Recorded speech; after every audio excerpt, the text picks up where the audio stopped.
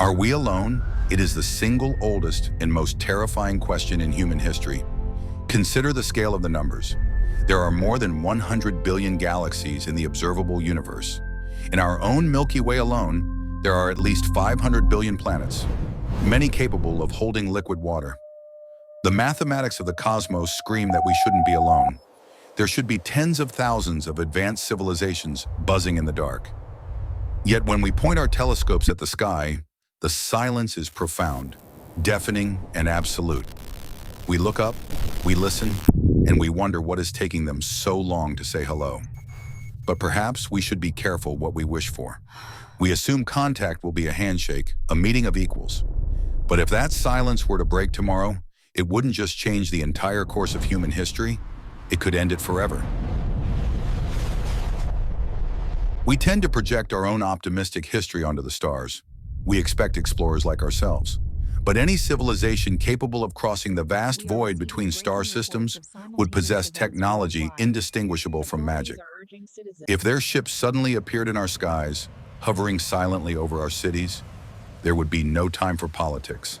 As far as we know, no government on Earth has a concrete plan for a sudden arrival.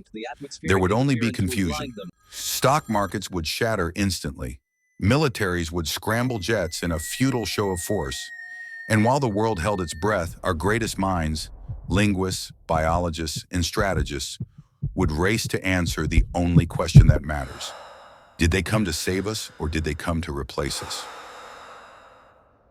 While the generals obsess over planetary defense and weaponry, the scientific community would be paralyzed by a much deeper, more primal fear: biology.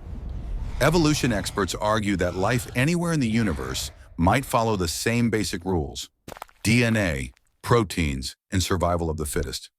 They might have eyes to see us and hands to hold tools, but they could also be something entirely alien to our understanding, a twisting nightmare of organic matter that doesn't follow our rules.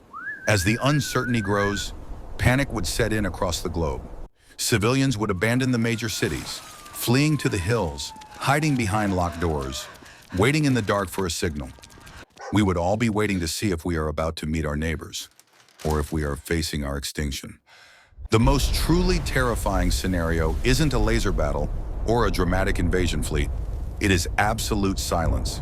If we send a message of peace and receive absolutely no reply, human paranoia would take over and panic would reign.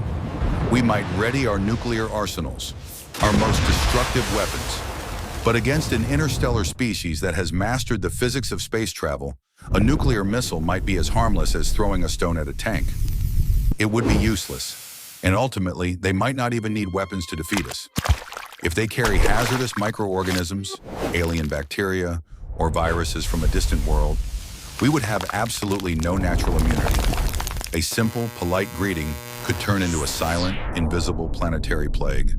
They could wipe out the entire human race without ever firing a single shot, simply by breathing our air and letting nature take its course. If they came to destroy us, the fight would be over before we even understood it had begun. But if they simply looked at us, judged us, and moved on, we would be left behind in the dust. We would survive, but we would be changed forever. We would look at the stars and know, with terrifying certainty, that we are small, we are fragile, and in the grand scheme of things, we are not ready.